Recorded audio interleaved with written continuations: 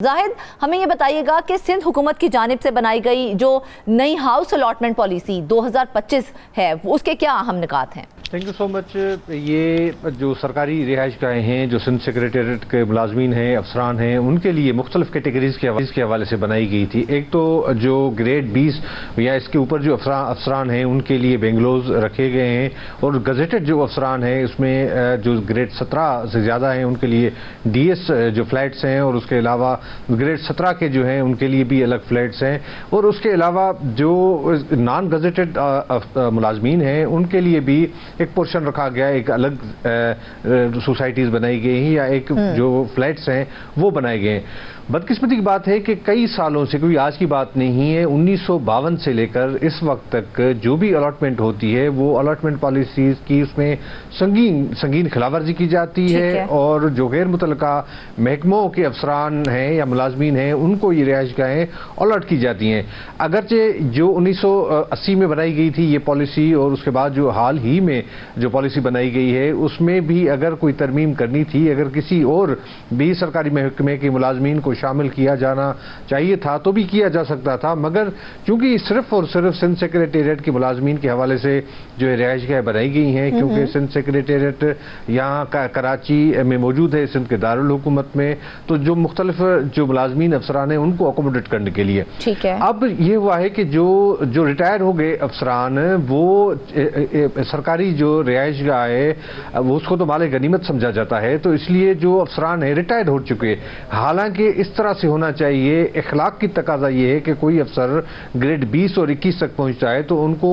खुद ब खुद वो रिहाइशगाहें खाली करनी चाहिए, जो दूसरे अफसरान आए हैं जो काम कर रहे हैं तो उनको मौका देना चाहिए। अब बात यह है कि जो हमारे पास जो इतलात हैं, जो तमाम जो फहरिस्त है हमें ज़राए ने दी है उसके मुताबिक ग्रेड 21 के अफसर हैं वो जो है 2019 से वो उनको रिहाइश का अलॉट थी, और इस वक्त तक वो खाली करने के लिए तैयार नहीं है। वो ये समझ रहे हैं कि ये उनकी शायद 2009 को, माफ कीजिएगा, ये अलॉटमेंट थी, वो ये बेंगलो है, तो इस बेंगलो जो है बेंगलो नंबर 19 है उसको वो खाली करने के लिए तैयार नहीं है। मुख्तलिफ नोटिस दिए गए हैं। अब ये हुआ कि जिस तरह मैंने बताया है कि 2025 में एक तरमीमी पॉलिसी, हाउस अलॉटमेंट पॉलिसी बनाई गई। ये सिर्फ जो मौजूदा जो जनरल एडमिनिस्ट्रेशन के सेक्रेटरी आए हैं अब उन्होंने इनिशिएट लिया, और उन्होंने चीफ सेक्रेटरी सिंध के साथ मीटिंग भी की और कहा कि जो और मुलाजमीन हैं जो सिंध सेक्रेटेरिएट के हैं, जो प्रोविजन और कानून पॉलिसी यही है कि उनको ही अलॉट होना चाहिए, तो गैर मुतल्लका जो अफसरान हैं उनको यहाँ से जाना चाहिए, इसलिए एक पॉलिसी बनाई गई। अब उनको नोटिस जारी किए गए हैं, मगर उसके बावजूद वो खाली करने के लिए तैयार नहीं है। कुछ जो डिटेल्स हैं वो यही है, मैं आपको दूसरे भी बता दूं कि प्लानिंग एंड डेवलपमेंट की एक खातून है जो चीफ के तौर पर उन्होंने रिटायरमेंट किया, और वो भी फ्लैट नंबर 14 पर काबिज हैं। ये भी फ्लैट जो है बाथ आइलैंड की पोश एरिया में वाक़े है। उनको क्योंकि उनके जो एक रिश्तेदार हैं, जो सगे भाई हैं, वो सियासी तौर पर भी अहम उनके पास एक ओहदा रहा है, इस वक्त भी वो अहम ओहदा उनके पास मौजूद है, तो वो सियासी असर रसूख अपना इस्तेमाल करके ये घर खाली करने के लिए तैयार नहीं है। इसी तरह से गार्डन वेस्ट में भी जो हमायूं हाउस के नाम से जो मुख्तलिफ फ्लैट्स कायम है, वहाँ पर भी ग्रेड 17 या इसके ऊपर के जो अफसरान हैं वो भी गैर मुतल्लका महकमों के हैं, वो वहाँ पर काबिज हैं। जिस तरह से फ्लैट नंबर 1 पे एक महकमा कॉलेज एजुकेशन की बासर खातून है, असिस्टेंट प्रोफेसर, वो काबिज हैं। फ्लैट नंबर 2 पे महकमा सेहत के एक डॉक्टर हैं, वो उनके पास है। फ्लैट नंबर 17 पर महकमा तालीम के लेक्चरर हैं, और फ्लैट नंबर 18 पर फॉरेस्ट ऑफिसर हैं। फ्लैट नंबर 26 पर एक खातून लेक्चरर हैं। फ्लैट नंबर 29 पर लेक्चरर जो है वो भी मौजूद हैं। फ्लैट नंबर 30 पर लेबर ऑफिसर है।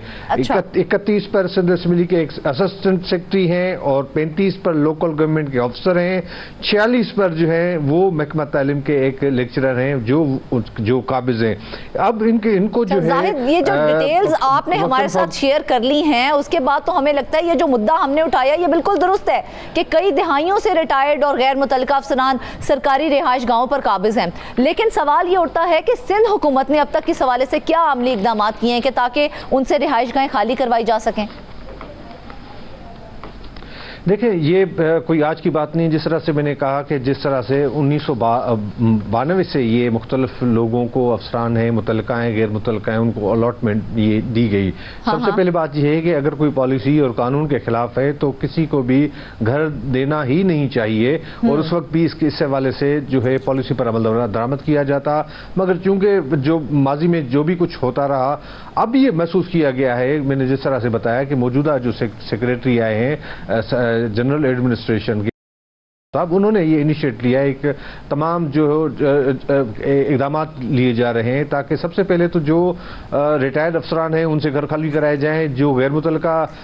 अफसरान हैं, मुलाजमीन हैं, उनसे घर खाली कराए जाएं, ताकि सिंध सेक्रेटेरिएट के जो मुलाजमीन हैं उनको जिसके लिए प्रोविजन है उनको देना चाहिए। माजी में वाकई इस तरह से होता रहा है, और इसका ही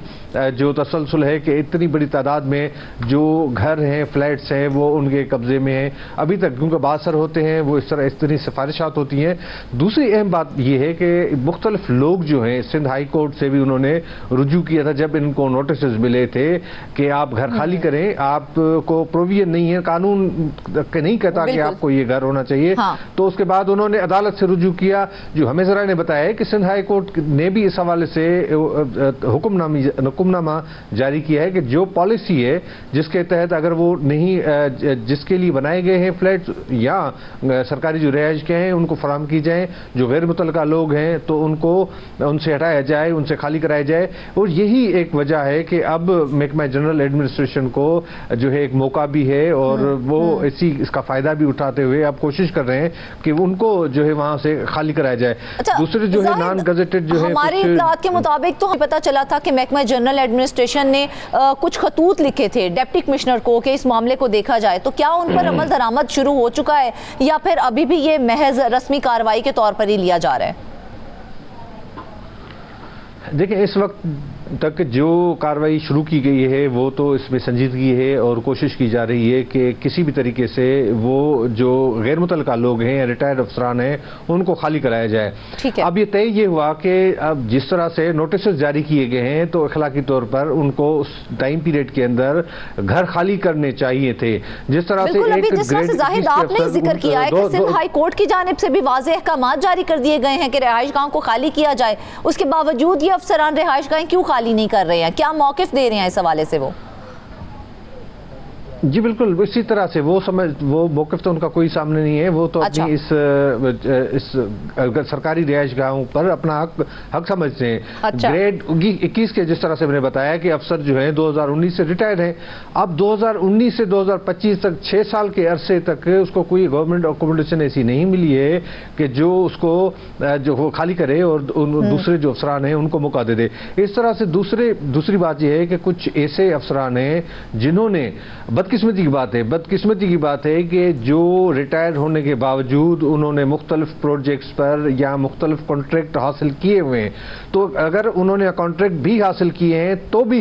कतई तौर पर कानून इजाज़त इस चीज़ की नहीं देता कि वो सरकारी रिहाइशगाहों पर काबिज रहें। जब रिटायर हो चुके, बेशक उनको एक्सटेंशन हो, तोसी होगी, उनकी कॉन्ट्रैक्ट पर रखा गया, उन कॉन्ट्रैक्ट के मुलाजिम को ये प्रोविजन नहीं है, ये मैंडेट नहीं है कि वो किसी सरकारी जो रिहाइशगाह पर अपना कब्जा जमा के रखे। तो अब ये उन्होंने कहा है कि क्योंकि जो उन्होंने नोटिस जारी किए थे उनको उसमें टाइम पीरियड लिखा गया था कि आप इतने अरसे में खाली करें रिहाइशगाहें, नहीं की गई। तो अब डिप्टी कमिश्नर्स को कहा गया है, क्योंकि ज़िले इंतजामिया की एक जिम्मेदारी भी होती है कि वहाँ पर उनके पुलिस के साथ मिलकर उनसे ज़ोर ज़बरदस्ती से खाली करवा दें। और मेरे ख्याल से अगर डिप्टी कमिश्नर्स इस तरह की कोई कार्रवाई करते हैं और कुछ फ्लैट जो हैं या कुछ रिहाइशगाहें वो खाली कराने में कामयाब जाते हैं, तो मेरे ख्याल से बाकी जो मामला थे इस वक्त जितनी फहरिस्त है तकरीबन 100 के करीब 87 तो जो रिहाइशगाहें हैं उनकी फहरिस्त हमें मिली है। तो कम से कम 100 से भी ज्यादा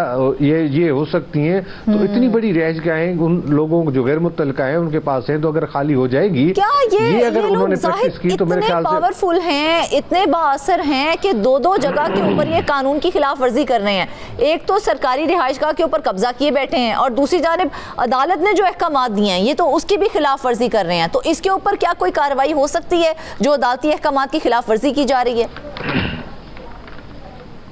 देखिए, अदालत की जो खिलाफ वर्जी है, जो अदालत ने कहा है, उन पर बिल्कुल एक कानूनी तौर पर तौहीन अदालत और दीगर मामलात हो सकते हैं। अगर वो कानूनी जो माहिर इस हवाले से मजीद जो है, ज़ाहिर है सिंध हुकूमत के भी कानून के हवाले से कुछ माहिरीन हैं, उनकी भी खिदमात लेंगे। ठीक है। और दूसरी ये है कि अगर सिंध हुकूमत चाहे और एक प्रिंसिपल डिसीजन ले ले कि अब ख़त्म हो गया, जो भी हुआ सो हुआ, अब जो है जो पॉलिसी के मुताबिक तमाम रिहाइश की गाहें अलॉट की जाएंगी, तो मेरे ख्याल से सिंध हुकूमत के पास अथॉरिटी भी होती है और सिंध हुकूमत की रिट होनी चाहिए इस तरह से कि जो गैर मुतल्लका लोग हैं उनको हटाना चाहिए। अगर वो नहीं हटते तो फिर तो ज़ाहिर सिंध हुकूमत के लिए भी बड़ा एक चैलेंज है, और इस तरह से माजी से होता आ रहा है, कोई ये नई बात नहीं है। बात सर बिल्कुल होते हैं, उनकी पुष्टपनाही होती है, एक पॉलिटिकल प्रेशर भी होते हैं, और भी काफ़ी कई मामलात होते हैं जो अफसरान हैं वो बेबस हो जाते हैं, क्योंकि ये जो लेकिन जाहिद हुकूमत के पास तो तमाम इख्तियारात होते हैं ना, हुकूमत तो सब कुछ कर सकती है।